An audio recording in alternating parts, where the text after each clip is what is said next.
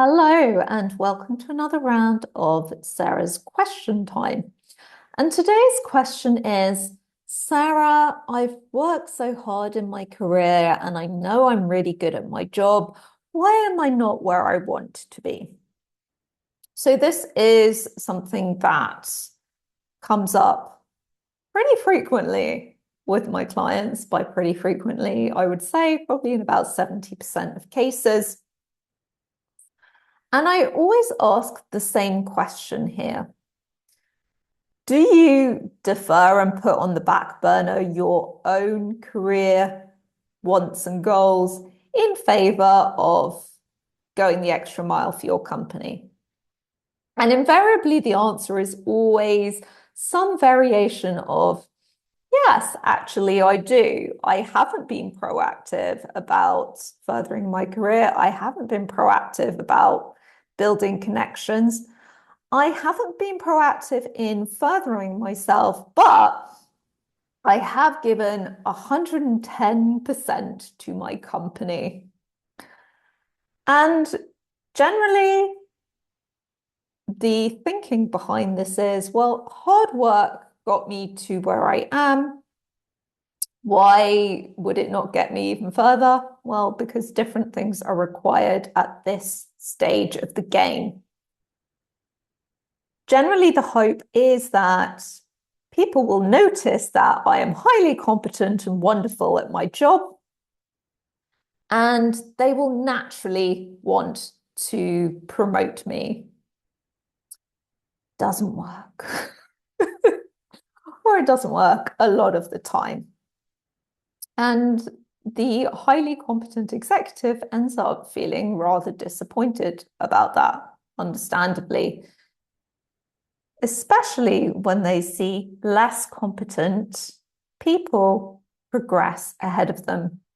And in fact, I was having a conversation today when it was a bit of a light bulb moment of actually, I have noticed that people that are less competent but really put themselves in their own career progression first do progress quickly. And then she added, and they're not that popular. Here we bring in another element. Not caring about being liked, right? So these people are putting themselves first and they don't care about being liked. And herein lies the rub. These overconfident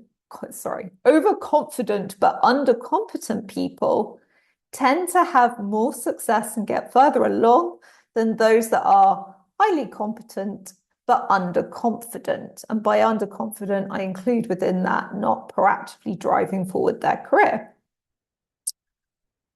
Now, it's different if you don't care about progression, because that's another little anomaly I've noticed. Those that don't really care that much about it tend to progress because they act in all respects naturally and authentically and build relationships naturally, and people are attuned to that.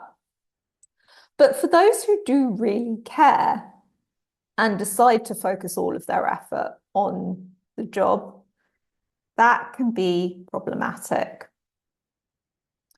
And I will say this is unfair, but you can either choose to say everything's unfair and be the victim, or you can choose to take part in the game and win at the game.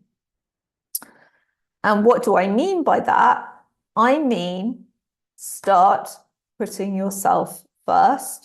Start doing the activities that you have been putting off, that have been holding you back in your career, and devote as much of your time and attention to that as you devote to being highly competent. And the challenge I sometimes get from those types of people is, well, won't my work suffer? Well, no, because you're never going to go from being highly competent to being incompetent. You're just balancing out.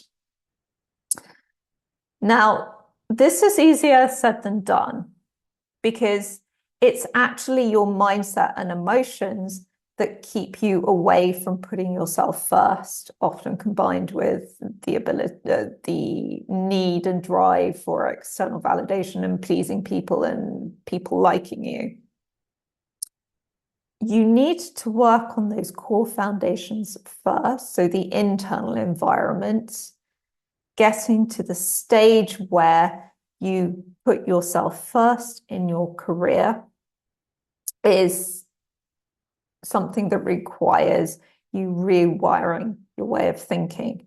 Getting to a stage where you feel confident in your career, where you don't actually need to be liked, where you don't need that external validation all the time.